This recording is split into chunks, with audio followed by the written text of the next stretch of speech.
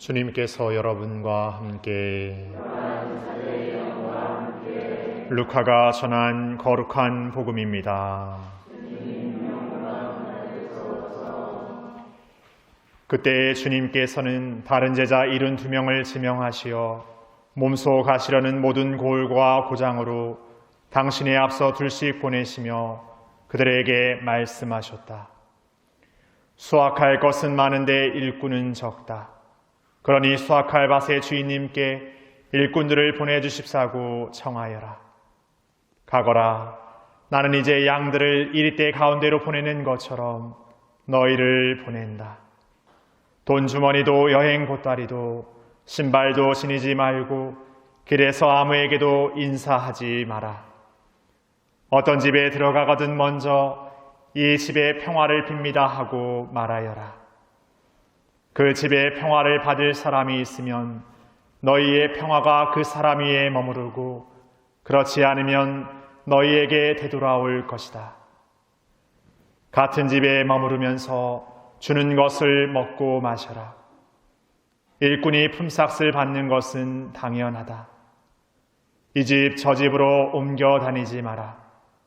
어떤 고을에 들어가든지 너희를 받아들이면 차려주는 음식을 먹어라. 그곳 병자들을 고쳐주며 하느님의 나라가 여러분에게 가까이 왔습니다 하고 말하여라. 주님의 말씀입니다. 그리스도님 감사합니다.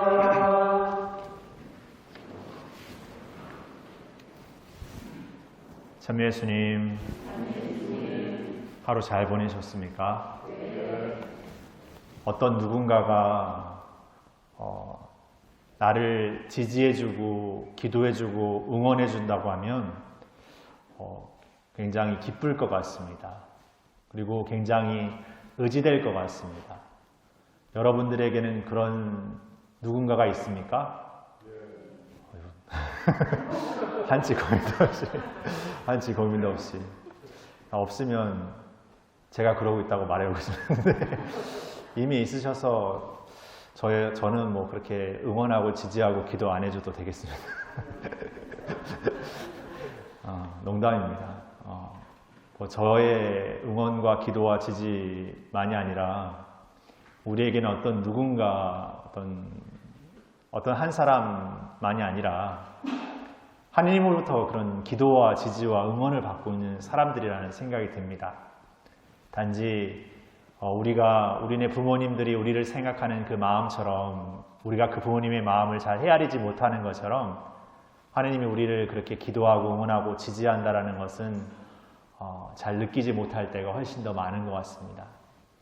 그냥 우리 살기에 바쁘고 내 할 일에 바빠서 누군가 내 뒤에서 나를 이렇게 지지해주고 응원해주고 있다는 마음에는 조금은 이렇게 느껴보지 못하고 감사하지 못하는 것 같습니다. 그러다 보니까 오히려 뭔가 주어지지 않는다고, 뭔가 되어지지 않는다라고 이렇게 불평불만할 때가 많습니다. 거기에서 좀 더 나가서 누군가한테는 뭔가가 주어진 것 같은데 나한테는 주어지지 않는다고, 저 사람에게는 좋은 일이 생기는 것 같은데 나에게는 별로 좋은 일이 생기지 않는다라고 투덜거리기도 하고, 어쩌면 그 누군가를 이렇게 비난하거나 이렇게 시기하기도 합니다. 그런 마음 속에 살다 보면 어느샌가 모르게 우리 자신 참 이렇게 좀 불쌍하다, 아니면 뭔가 좀 초라해 보인다, 그런 마음에 휩싸이게도 됩니다. 그런데 그건 우리가 만들어낸 시나리오고, 처음부터 하느님께서 당신의 계획 안에서 처음부터 끝까지, 아니 지금도 영원히 우리를 지지하고 기도하고 응원해 준다는 마음을 우리가 다시금 거슬러 돌아보고 생각해 본다면, 느껴본다면, 아니 그것을 우리의 삶에서 만나게 된다면 지금까지 내가 만들어낸 잘못된 시나리오가 엄청난 과오였다라는 것을 우리가 깨닫게 되는 것 같습니다. 오늘 우리를 지지하고 우리를 응원하고 기도해주는 그 하느님의 영께서 바로 그 비겁함이 아니라 힘과 사랑과 절제의 영을 우리에게 주신다라고 바울 사도는 전하고 있습니다. 그럼에도 우리는 그런 하느님의 절대적인 그 누구보다 완전하고 가장 높으신 분의 지지와 사랑을 받는 우리가 어쩌면 세상에 보잘것없는 존재, 보잘것없는 그런 사라져버릴, 쓰러져버릴 그런 일들의 것들에서 오히려 더 잘 넘어지고 거기에 실망해버리고 거기에 단정지어버린다면 얼마나 우리의 삶을 내 스스로가 하나님의 뜻과 멀리 그냥 우리 스스로의 길로 이렇게 몰아넣어버리는 게 아닐까 하는 생각을 해보게 됩니다. 그래서 오늘 바오로 사도가 얘기하는 그 부끄러움이라는 것을 좀 생각해 보고 싶습니다. 오늘 바오로 사도는 주님을 위한 증언 그리고 수인이 된 나를 부끄러워하지 말라고 말하는데 사실 당시 바오로 사도가 이렇게 갇혀 있을 무렵에는 예수님을 증언하는 삶을 산다라는 것은 그때 대세적이고 뭔가 주류를 이루고 있는 바리사이들이나 율법학자들의 어떤 것에 맞서서 고통을 당해야 되고 잡혀가야 되고 뭔가 역경을 마주해야 되는 그런 어려움에 있었을 것 같습니다. 오늘 수인이 된 바오로의 모습이 보여주는 것처럼 예수 그리스도를 따른다는 그 삶 자체가 인간적인 삶 안에서는 고통이고 힘겨움의 연속일 수밖에 없었던 것 같습니다. 어떻게 보면 부끄러움은 내 눈앞에 내 것이 뭔가 손해볼까 봐 뭔가 피해를 볼까 봐 두려운 나머지 그것으로부터 이렇게 숨어버리는 것이죠. 근데 진짜 부끄러워야 될 것은 우리가 그런 나약함의 것들에서 부끄러워하는 것이 아니라 그럼에도 불구하고 하느님의 뜻을 다시 찾지 않는 전혀 달라지지 않으려는 그냥 그 안주적인 생각을 부끄러워야 되지 않을까 생각해 보게 됩니다. 오늘 우리의 삶에서 더 이상 하느님의 뜻을 찾는 것, 살아내는 것 그것이 불가능하다고 이미 뭔가가 다 끝나버렸다고 단정지어버리는 삶 뭔가 그냥 마무리 지어서 내가 결정지어버리는 삶 속에서 그런 삶에 그냥 젖어들어 현실적인 것만을 쫓는 삶을 부끄러워야 되지 않을까 생각합니다. 어쩌면 우리는 늘 그 조건과 환경이라는 것을 이유대면서 탓하면서 우리 자신의 지금의 어떤 모습을 이렇게 합리화하고 정당화하려 하는데 더 많은 애를 쏟는 것 같습니다. 마치 지금의 내 모습이 그럴 수밖에 없었다는 걸 항변하듯 그 조건과 환경을 끊임없이 만들어내는 것 같습니다.